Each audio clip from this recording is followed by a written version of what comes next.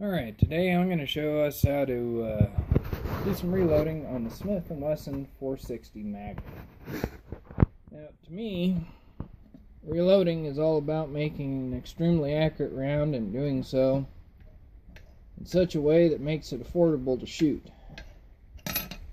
You can go out and you can buy the fancy Dillon lubes and polishes and everything for your medium, but one lid full of new finish, one lid full of mineral spirits, and that'll clean your brass better than anything. Alright, I just dumped what I had there in the shaker.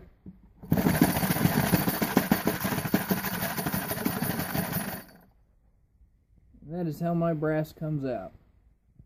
Now this brass needs to be further cleaned out. Dump them. Then we're going to go resize them, take the primers out, and then we will trim the case length. Okay, this part's pretty simple. We're going to lube our styrofoam tray here with some case lube. And roll the cases around on it, set it in the tray. Okay, I just figured I'd take a second here to show you just how little bit of lube you do a whole bunch of cases. You don't need to drown this sponge. Alright, now that we've got them all lubed up, I'm going to take them over to the press, take the primers out. And also size the brass to 452. Alright, this is a pretty simple process here. What I've done is I've loaded in the 460 decapping and sizing die. I put the right shell holder in, and I run it to where the sizing die just barely touches the top of my ramp. From here, load a lube piece of brass. Make sure she lines up nice and straight.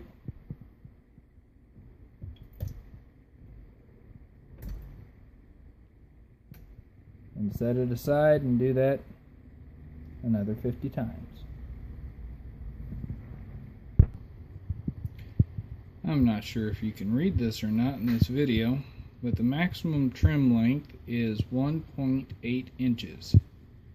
As you see, we're a little bit farther than that on this case, so the next step I'm going to show you is how to fix that. Okay, so we know this case is too long. We've measured it using a micrometer. You don't have a micrometer, that's not a problem. Lee, so this piece right here, which goes on their cutting bit, and this will measure out through the primer that we took out exactly how long this case should be. Now, you can sit here and just twist and cut. However, if you put this mechanism in a drill as it was designed to do,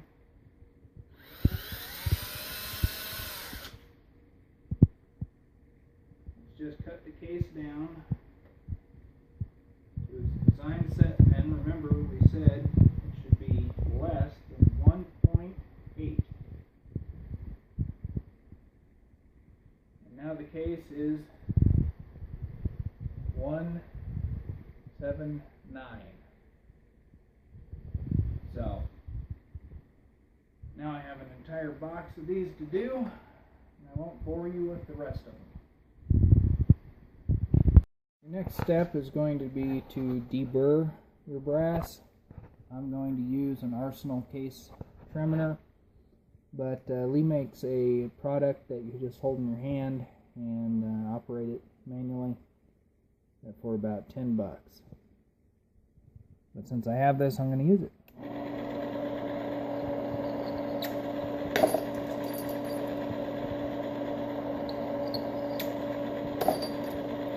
As you see, it does not take a lot, but taking off these burrs will ensure those burrs do not cut into your copper jacketed bullets when you load them. Okay, when priming your shells, you have a few options here. You can use the press, which my Lee turret press here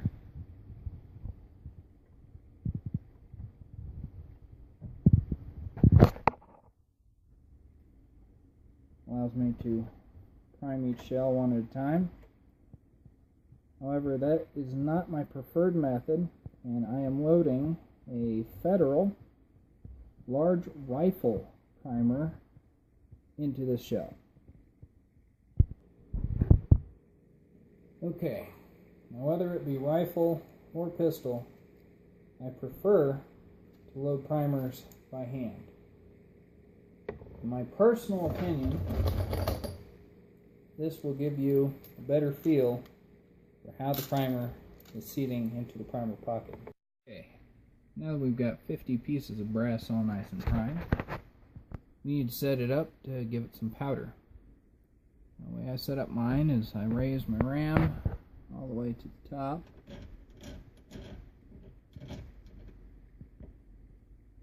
And I lower powder dispenser until it just touches. And I'm going to set this lock nut. Okay, so I'm going to be using little gun, and according to my sheet here, I should start at 40 grains and never exceed 44 grains. So I've put my powder hopper up on the top here and set the disc to give me right at 40 grains. Once I get my powder charge, come over here to the scale. See, I'm at about 40.5. Now the Lee powder hopper is pretty consistent.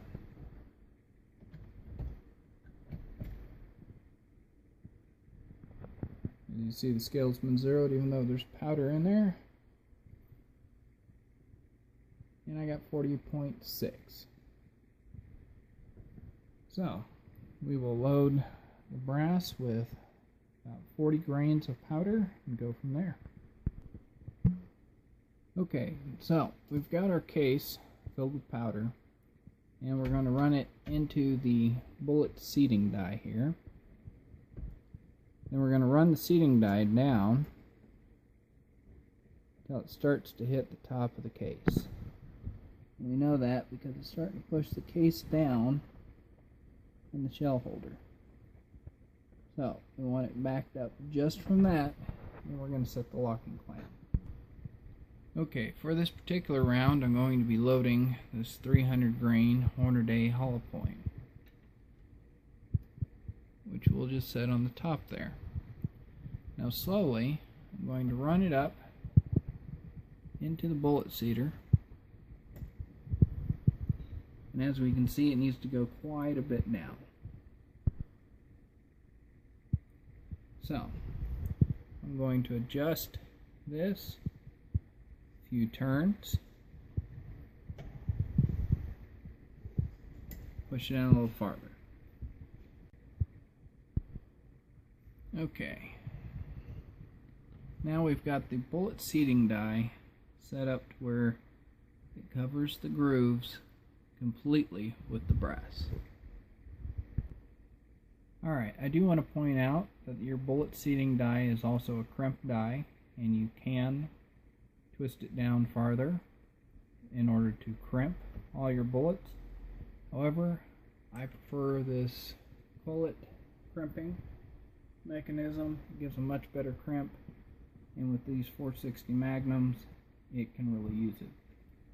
Now the way I set up this die is I screw it down until the ram on full stroke comes to a complete stop.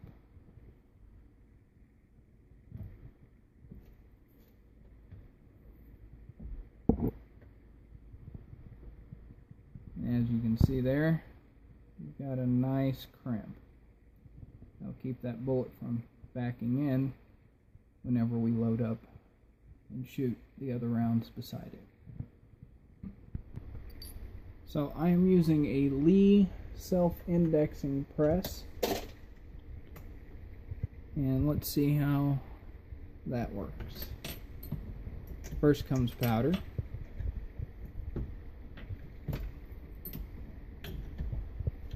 Then we load a bullet. This is actually much harder to do holding camera, but as you see, it's right there ready to load. Pushes it down the right amount, crimps it, and we have another bullet. Do that 50 times and you've got yourself a box of ammunition.